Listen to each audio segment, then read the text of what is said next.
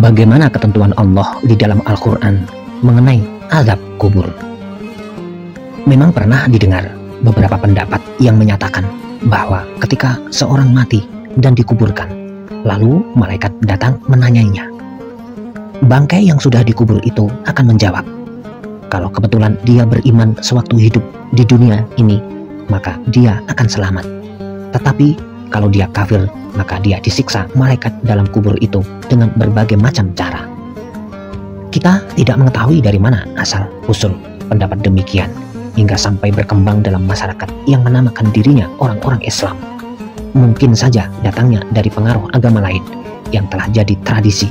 Tetapi yang nyata ialah bahwa Allah di dalam Al-Quran tidak pernah menyatakan adanya pertanyaan dan siksaan dalam kubur tersebut.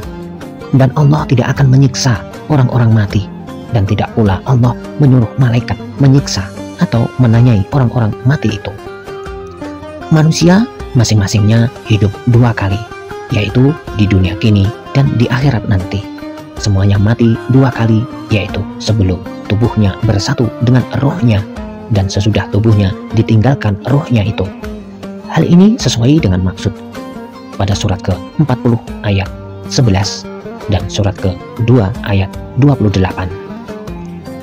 Jika orang dalam kubur itu dihidupkan kembali untuk ditanyai dan disiksa, maka hal ini akan bertentangan dengan surat ke-40 ayat 11, juga bertentangan dengan ayat suci lainnya.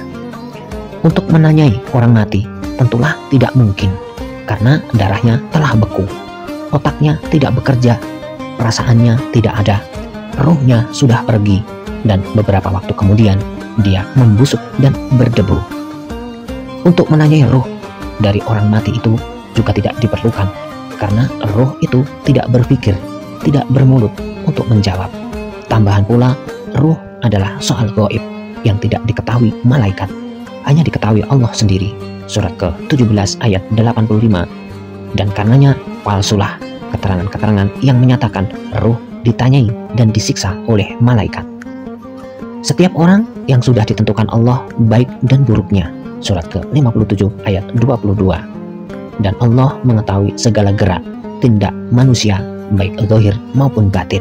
Surat ke-64 ayat 4. Bahkan setiap manusia senantiasa dijaga oleh dua malaikat yang mencatat ucapan dan perbuatan manusia itu selama hidup di dunia kini.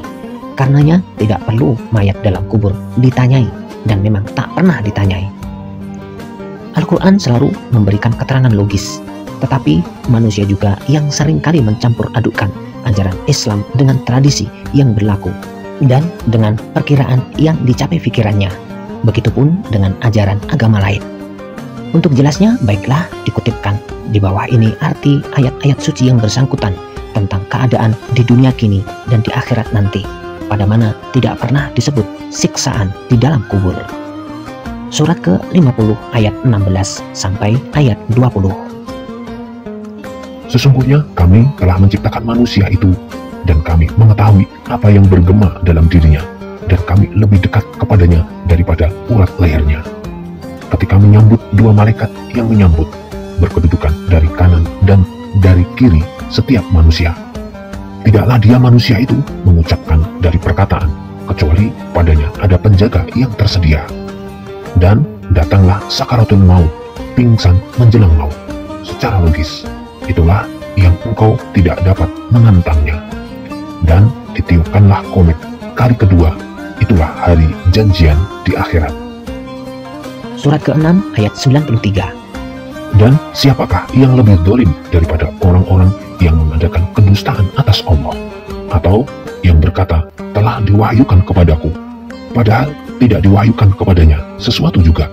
Begitupun siapa yang mengatakan akan aku turunkan bersamaan dengan apa-apa yang Allah turunkan. Dan kalau engkau lihatlah ketika orang-orang zalim itu pada ghamaratul maut, bangun di akhirat, dan malaikat mengeluarkan tangannya sambil berkata, keluarkanlah dirimu dari kubur.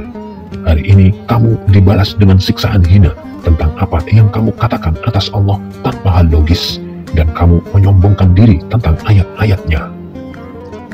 Dengan demikian jelaslah bahwa pertanyaan dan siksaan dalam kubur tidak pernah ada, Selaku muslim, orang hendaklah berbuat sesuatu atau ketinggian agamanya. Kalau tidak sanggup, maka janganlah berbuat merendahkannya.